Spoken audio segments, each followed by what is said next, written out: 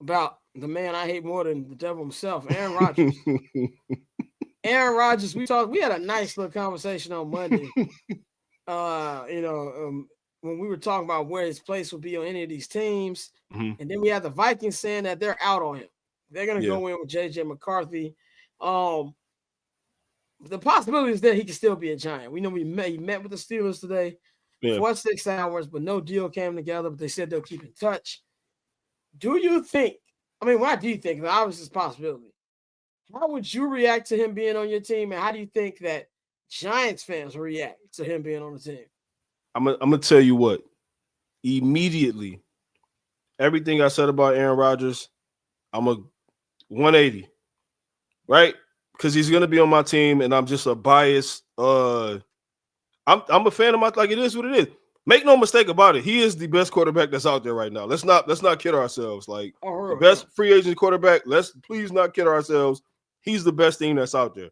So the Giants, as much as I wanted them to just like stand up and like not do this shit or whatever, like letting him, play with your time like that, he's still the best option available. And if he says just flat out, no, I'm not coming there, then you wait for him because you put yourself in this position. You played yourself out of being a respectable franchise to be in this shit now. You know what I'm saying? My nigga, thank you, Murray. Thank you. I think that Giants fans wouldn't have a choice on how to feel.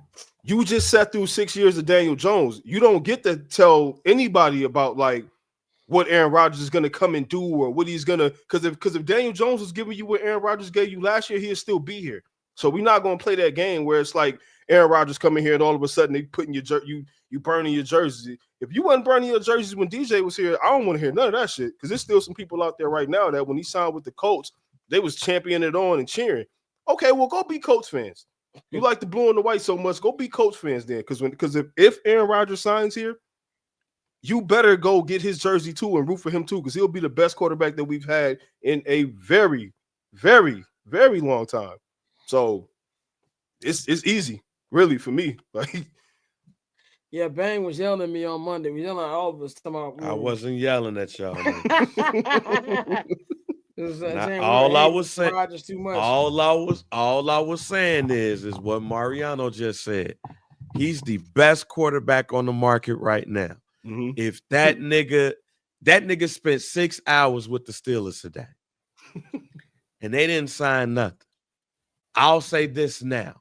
If I am the Pittsburgh Steelers and that nigga sat down for 6 hours with me, and that nigga didn't sign no contract before he left, nigga Russ, come on. Just come on. I ain't got time to wait for this shit. Yeah. Unless you heard something in that meeting that made you go, no, Russ, go ahead, come on, go ahead. Yeah. And we're going to draft Tyler Schloh and in the later rounds. We're going to do that shit too. But all I was saying was he's the best quarterback on the market. Y'all put yourselves in this position.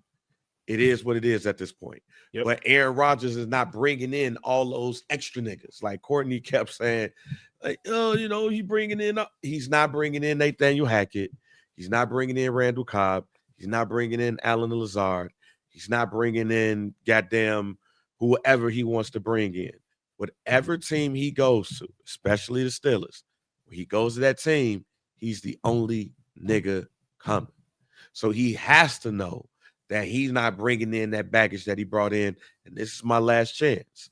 But if that nigga don't sign and he says I'm retiring, that means that nigga was like, nah, I can't do what I want to do, so I'm just going to go ahead and chill out. That's it. Yeah, that's a good point. I just think that from what I was saying on Monday, it's more than just we bring him with him. Like I don't want to say he's not a good teammate because his teammates love him from everything we've heard.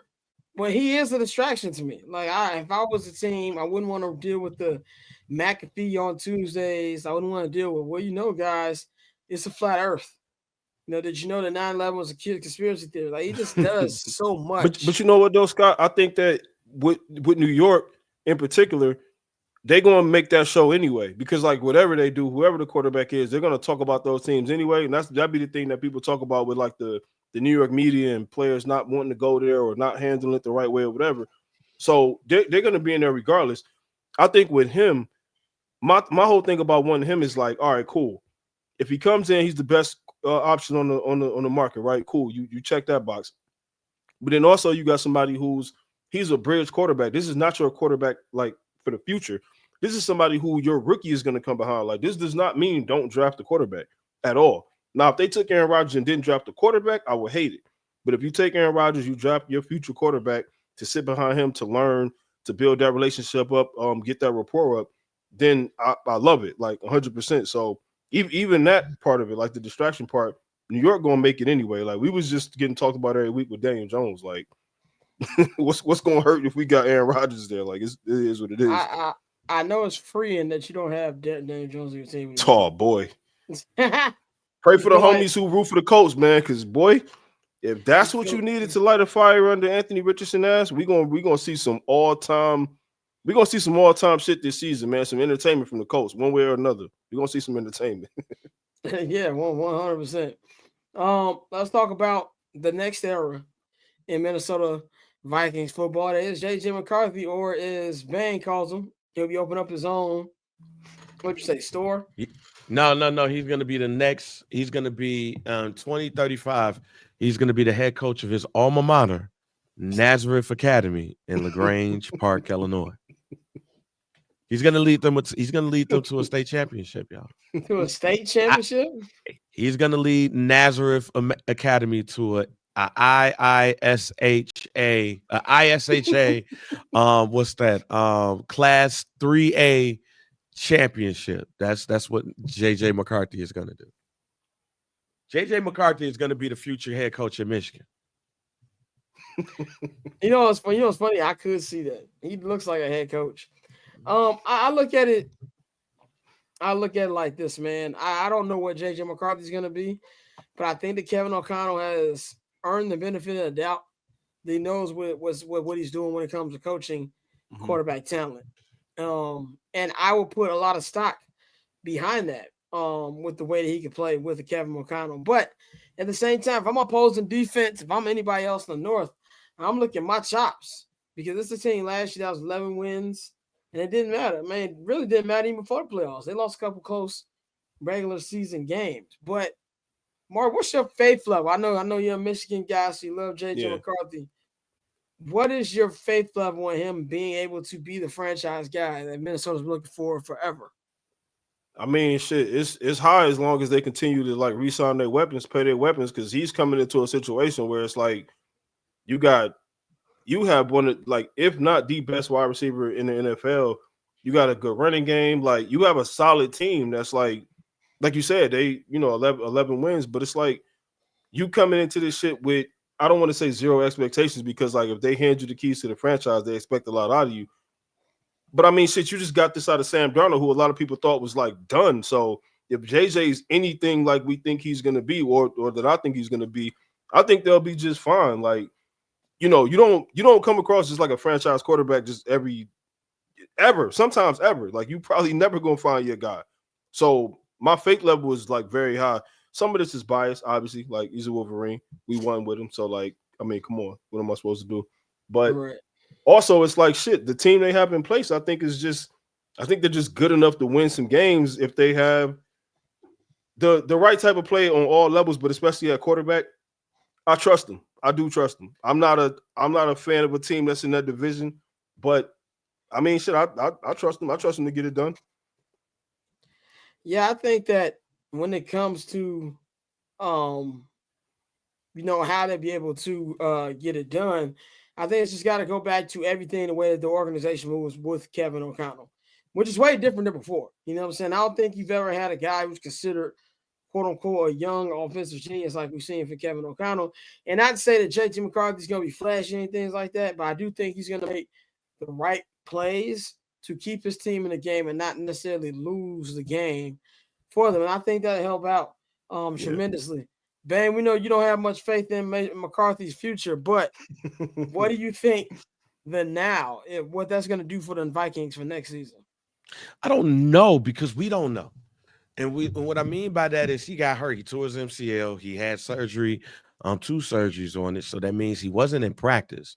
So really, the only thing you got to go by JJ McCarthy after college is a couple of practices. and like one preseason throw.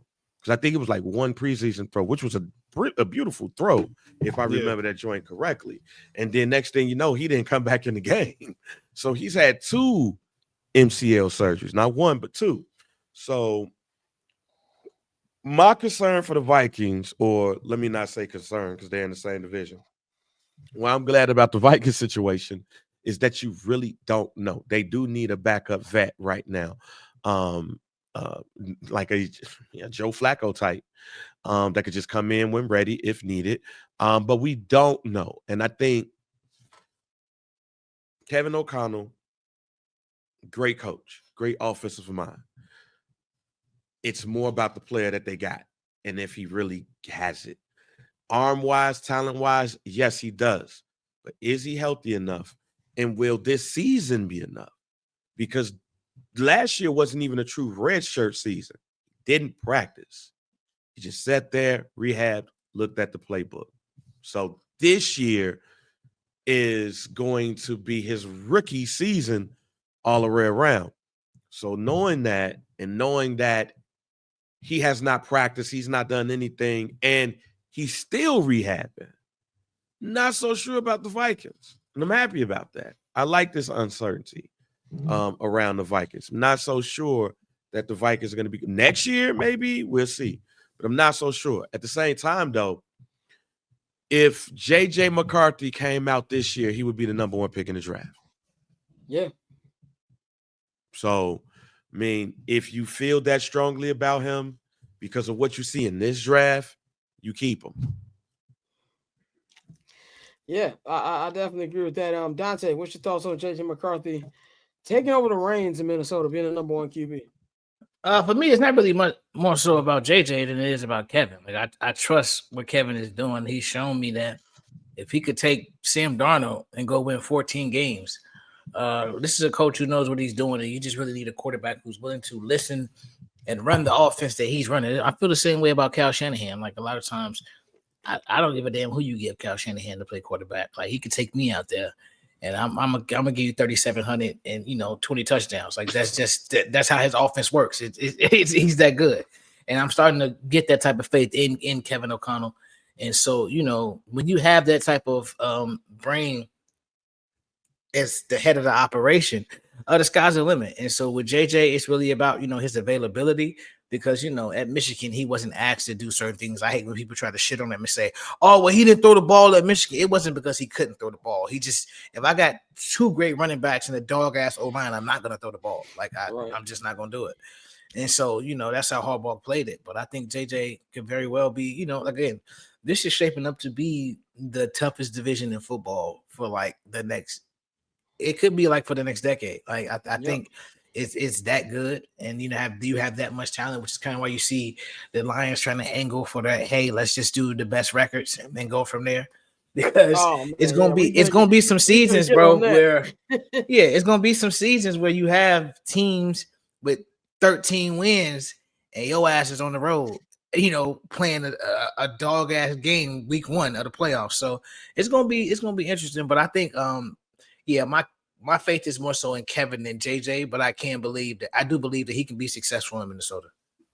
Hell, he might catch some people off guard too, because you don't really know what you don't really know what you're getting from him. Like if he's, again, all of this depends on his health. Like if he's healthy enough, if his legs hold up and he can really get through this season, I think because people don't have a tape on you, you can have a true rookie season. It's not like he played 6-7 games and you kind of know some tendencies, and now he's coming back to try to do some different or whatever. I do want to see him, I'm probably the only person up here that's going to say this shit, but I do want to see him be successful. But I get why y'all wouldn't, because he's in your division. You're not supposed to. Nigga be terrible.